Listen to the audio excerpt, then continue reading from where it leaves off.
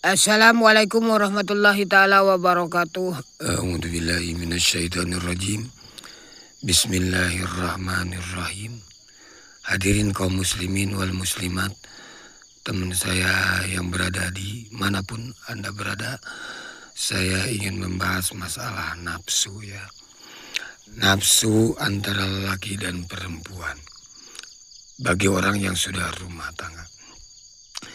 Ya, emang betul. Nafsu lelaki hanya satu. Dikasihkan sama lelaki satu ya. Sedangkan perempuan dikasih nafsu 9. Ya. Tapi akal perempuan dikasih 1. Lelaki dikasih 9 akal. Itu ya bedanya ya. Bedanya. Kok bisa? Iya, lelaki punya nafsu 1. Udah sedemikian rupa melaksanakan kesalahan-kesalahan. Bagaimanapun caranya dikerjakan. Walaupun mau jual apa, yang penting laksana cita-cita terhadap perempuan. Itu nafsu lelaki yang 1. Kenapa? Karena dia punya akal, karena si cowok punya akalnya banyak. Wah, nih cewek nih nggak kena begini lagi, begini lagi. Terus diikutin sama setan, kata setan.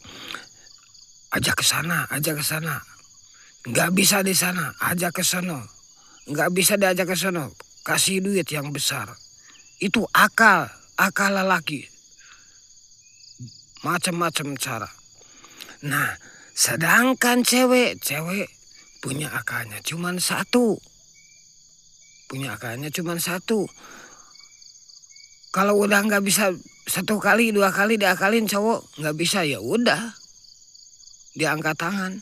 Udah dikasih duit nggak mau, udah dilihatin badan telanjang nggak mau, ya udah dia kalah.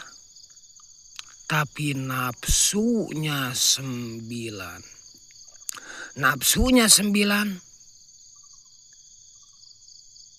Kalau sudah terjadi, kalau sudah bedah bendungannya, dia bisa melaksanakan yang tidak, bisa ngomong pun lain-lain. Jangankan di tempat tersembunyi, di tempat umum pun dia berani ngomong yang jelek-jelek. Itu nafsu perempuan. Walaupun bagaimana, itu harus sunatullah.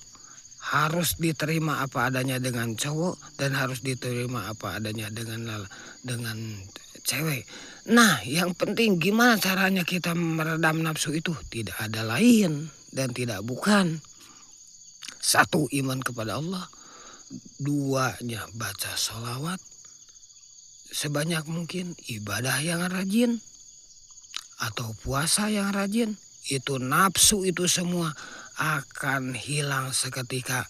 Contoh di pemuda ya, olahraga hilang nafsu, atau kesibukan kerja nafsu hilang.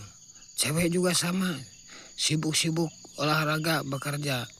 Sebab yang disunatkan sunnah para nabi itu hanya 3 ya. Pekerjaan yang disunatkan 3. 1, tunggang kuda. Yang kedua, berenang. Yang ketiga, memanah. Itu sunnah Nabi itu. Kerjakan itu untuk anak muda. Lagian kalau sekarang kan ada hadiahnya kan. Hadiahnya besar. Banyak tuh di lapangan Gor Pakansari juga tempat latihannya. Bisa daftar Anda ke situ.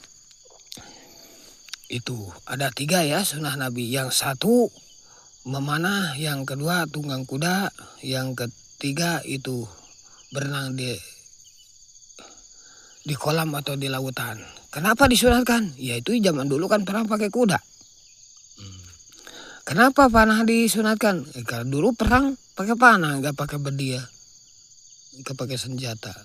Kenapa berenang bisa disunatkan? Oh, karena kalau kita tenggelam, kalau nggak ada ban dalam, kalau nggak ada pepohonan, kita bisa berenang sendiri gitu ya.